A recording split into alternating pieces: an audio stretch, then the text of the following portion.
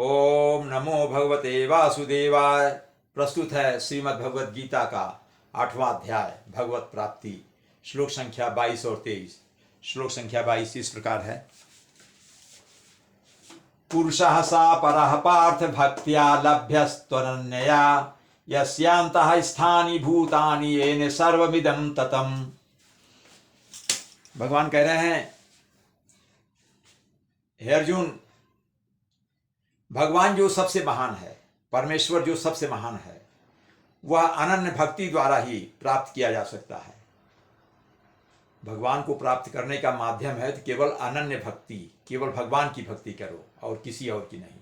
उसके माध्यम से भगवान को पाना आसान है। और यद्यपि वे अपने धाम में विराजमान रहते हैं, भगवान की अपने धाम में विराजमान रहते हैं, तो भी वे सर्वव्यापी हैं।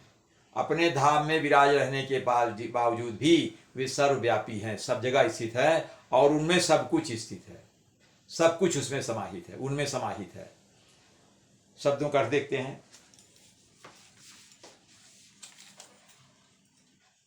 पुरुषः मतलब परम पुरुष,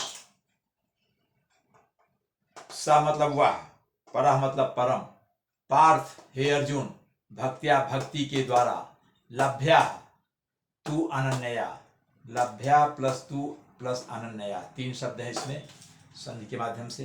लभ्या मतलब प्राप्त किए जा सकते हैं, तू मतलब लेकिन, अनन्या मतलब अनन्य भक्ति द्वारा, अविचल भक्ति द्वारा।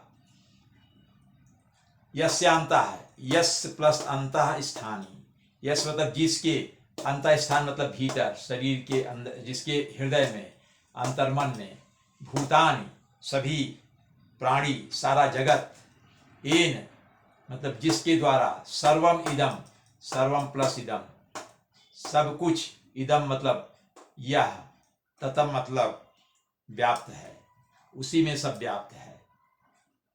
अगला श्लोक।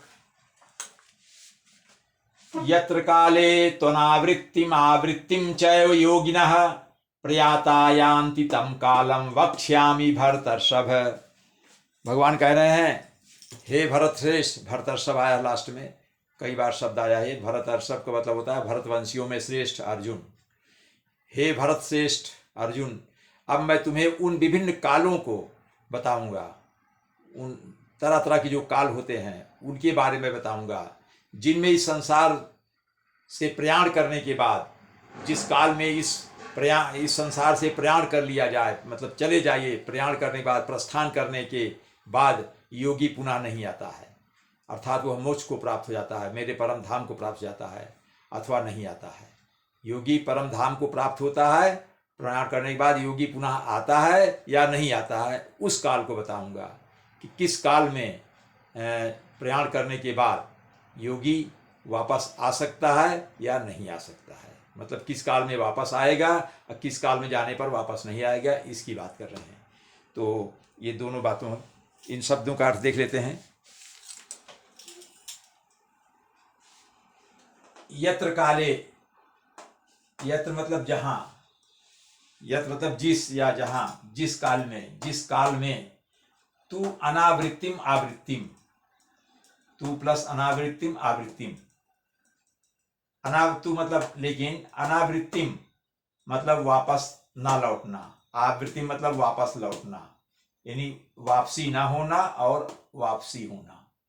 चा प्लस एव, चय में चा प्लस एव, चा मतलब और, एव मतलब निश्चित ही, योगिना मतलब योगी, प्रयाता प्रयाण करने पर, प्रयाता मतलब प्रयाण करने वाले, जाने वाले, यान्ति मतलब प्राप्त होते हैं, तब मतलब उस, कालम मतलब काल को, वक्ष्यामि कहूंगा, बताता हूं, भरतर्षभ हे भरत प्लस ऋषभ है, भरत ऋषभ मतलब भरतवंश में श्रेष्ठ, ऋषभ मतलब श्रेष्ठ अर्जुन, अब मैं तुमको उस काल को बताऊंगा जिस काल में योगी जाने पर वापस आ सकता है या नहीं आ सकता है, या आएगा अथवा नहीं आएगा, उस काल का मैं विवरण करूंगा।